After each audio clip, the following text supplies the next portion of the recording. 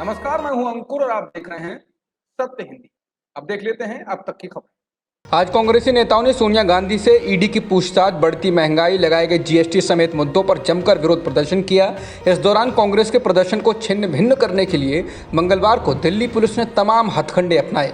कांग्रेस के प्रदर्शनों में अक्सर आगे आगे रहने वाले युवक कांग्रेस के राष्ट्रीय अध्यक्ष बीवी श्रीनिवास के साथ दिल्ली पुलिस ने काफ़ी दुर्व्यवहार किया। इस संबंध में एक वीडियो भी सोशल मीडिया पर वायरल हो चुका है। वायरल वीडियो में साफ दिख रहा है कि दिल्ली पुलिस कार में श्रीनिवास को धकेल रही है और इस दौरान बेरहमी से उनके सिर के बाल नोचे जा रहे हैं। इस घटना से पहले दिन में राहुल गांधी महंगाई और अपनी मां सोनिया गांधी से ईडी की पूछताछ के विरोध में संसद के पास विजय चौक पर बैठ गए। बाद में उन्हें कई कांग्रेस सांसदों के साथ दिल्ली पुलिस ने हिरासत में ले लिया।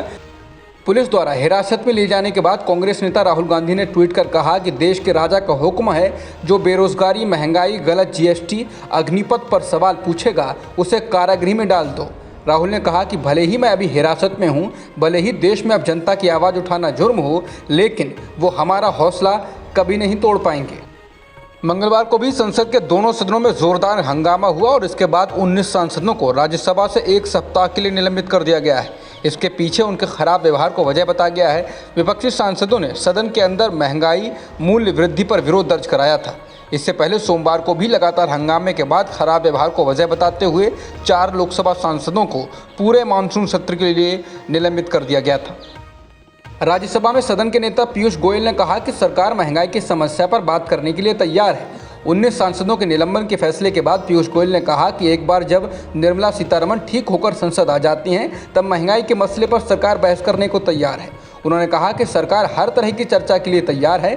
हम भी सदन में बताना चाहते हैं कि कैसे जीएसटी काउंसिल में आम आदमी party, Congress, communist party, DMK, TRS ने मिलकर सर्वसम्मति से जो निर्णय लिए उस पर भी सदन नहीं चलने दे रहे हैं। इसके साथ ही गोयल ने कहा कि विपक्षी सांसदों के निलंबन का फैसला भारी मन से लिया गया है और ऐसा तब किया गया जब वे लोग राज्यसभा के सभापति की अपील को लगातार उपेक्षा कर रहे थे।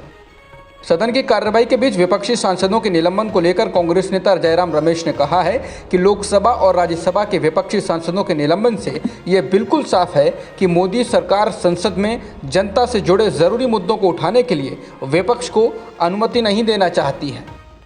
सरकार की नीतियों की अक्सर आलोचना करने वाले बीजेपी के ही सांसद वरुण गांधी ने अब नमामि गंगे परियोजना पर सवाल उठाए हैं। वरुण गांधी ने गंगा नदी का एक वीडियो ट्वीट किया है जिसमें किनारों पर मरी हुई मछलियां दिख रही हैं। इसके साथ ही वरुण ने लिखा है कि गंगा हमारे लिए सिर्फ नदी नहीं है, माँ है।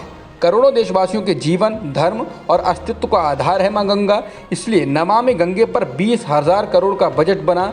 11,000 करोड़ खर्च के बावजूद प्रदूषण क्यों? गंगा तो जीवनदायिनी है, फिर गंदे पानी के कारण मछलियों की मौत क्यों? जवाबदेही किसकी? ईडी ने अब मनी लॉन्ड्रिंग मामले में जम्मू कश्मीर के पूर्व मुख्यमंत्री फारूक अब्दुल्ला के खिलाफ सप्लीमेंट्री चार्जशीट दायर कर दी है। यह chargesheet Jammu Kashmir cricket association में कथित आर्थिक गड़बड़ियों के सिलसिले में दायर की गई है। इस मामले में फारूक अब्दुल्ला 31 मई को ईडी के सामने पेश हो चुके हैं। चार्जशीट तो 4 जून को दाखिल की गई थी, लेकिन श्रीनगर की विशेष अदालत ने मंगलवार को इस पर संज्ञान लिया। अब कोर्ट ने आरोपी को 27 अगस्त को पेश होने का नोटिस जारी किया है। महाराष्ट्र में सरकार गिरने और शिवसेना में टूट होने के बाद उद्धव ठाकरे ने शिवसेना के मुखपत्र सामना को इंटरव्यू दिया। इस दौरान उन्होंने कहा कि मुझे चिंता मेरी नहीं है, शिवसेना की तो बिल्कुल नहीं है। हाँ, थोड़ी बहुत चिंता है तो निश्चित तौर पर महाराष्ट्र के लोगों की, हिंदुओं और हिंदुत्व की। उन्होंने कहा कि मराठी लोगों की एकजुटता टूटे, हिंदुओं में फूट पड़े और मराठी मानुष हिंदुओं को एकजुट करने के लिए जो मेहनत माननीय शिवसेना प्रमुख ने जीवन भर की, उसे हमारे ही कुछ निकम्मों के हाथों तोड़वाने और फुड़वाने का प्रयास किया जा रहा है। इसकी मुझे चिंता है। उद्धव ने कहा कि इस समय जो सूखी पत्तियां, करकट उड़ रहे हैं उसे उड़ने दो। यहाँ से पत्ते करकट वहाँ जा रहे हैं, जो पत्ते झड़ने ज़रूरी थे वो उड़ रहे हैं। उद्धव ने कहा कि जो सड़े हुए पत्ते होते हैं वो झड़ने ही चाहिए, जो पत्ते झड़ रहे हैं वो सड़े हुए हैं, उन्हें झड़ जाने दो। उद्धव ने कहा कि जिन्हें वृक्ष से सब कुछ मिला, सभी रस मिले, इसीलिए वो तरोताज़ा थे। वो पत्ते वृक्ष से सारा कुछ लेने के बाद भी झड़कर गिर रहे हैं और ये देखिए वृक्ष कैसे उजड़ा, निर्जीव हो गया, ये दिखाने का वो प्रयत्न कर रहे हैं। परंतु अगले ही दिन माली आता है और पतझड़ से गिरे पत्तों को टोकरी में भरकर ले जाता है।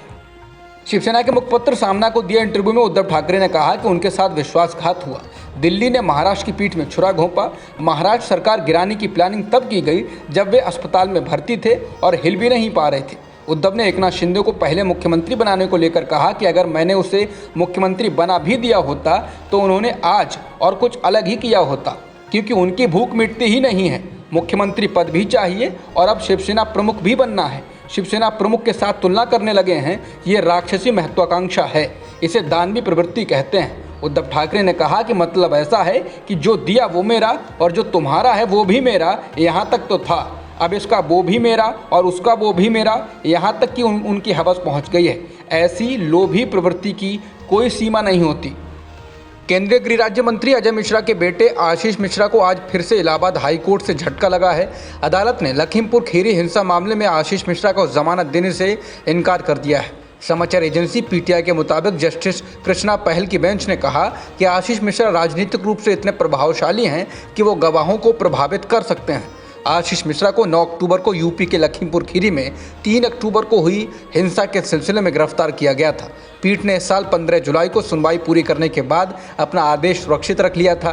बता दें, पिछले साल उत्तर प्रदेश के उप मुख्यमंत्री केशव प्रसाद मौर्य द्वारा लखीमपुर की यात्रा से पहले 3 अक्टूबर को हिंसा में 8 लोग मारे गए थे। इसमें से 4 लोगों की कार से कुचलकर मौत हो गई थी और इसके बाद हुई हिंसा में कार में सवार 4 अन्य लोग मारे गए थे। दावा किया जाता रहा है कि कार में सवार लोग यूपी के मंत्री का स्वागत करने आए भाजपा कार्यकर्ताओं के काफिले का हिस्सा थे, जबकि किसान विरोध प्रदर्शन का हिस्सा थे।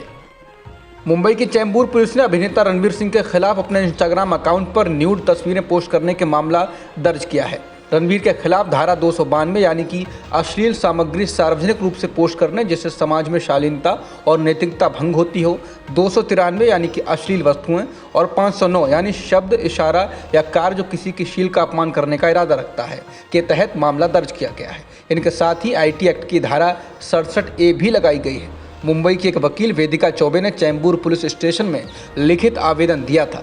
चौबे ने अपनी शिकायत में आरोप लगाया कि अभिनेता ने आमतौर पर महिलाओं की भावना को आहत किया है और अपनी तस्वीरों के माध्यम से उनके शील का अपमान किया है।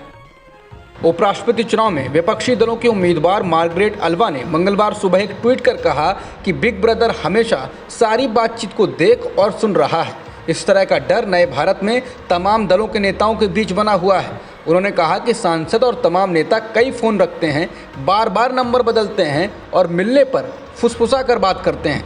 मार्गरेट अल्वा ने कहा कि डर लोकतंत्र को ख़त्म कर देता है।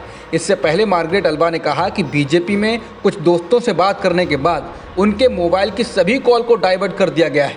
अल्वा ने सोमवार रात को कहा कि ना तो कॉल कर पा रही हैं और ना ही उन्हें रिसीव कर पा रही हैं। उन्होंने ट्वीट कर BSNL और MTNL से कहा कि अगर वे उनकी फ़ोन सेवाओं को फिर से चालू कर दें तो वो वादा करती हैं कि वो सोमवार रात को बीजेपी, TMC या BJD के किसी भी सांसद को फ़ोन नहीं करेंगी। विपक्षी उपराष्ट्रपति पद की उम्मीदवार मार्गरेट अल्वा के आरोपों पर बीजेपी नेता और केंद्रीय मंत्री प्रहलाद जोशी ने जवाब दिया। समाचार एजेंसी ANI से उन्होंने कहा कि कोई उनका फ़ोन टैप क्यों करेगा। उन्होंने कहा कि उन्हें किसी को भी कॉल करने दीजिए, हम उपराष्ट्रपति पद के लिए होने वाले चुनाव के नतीजों को लेकर पूरी तरह आश्वस्त हैं। ये बचकाना आरोप है। प्रहलाद जोशी ने कहा कि वो वरिष्ठ व्यक्ति हैं, उन्हें ऐसे आरोप नहीं लगाने चाहिए। अब तक की खबरों में इतना ही। बाकी खबरों के लिए बने रह सकते हैं आप सत्य हिंदी.com।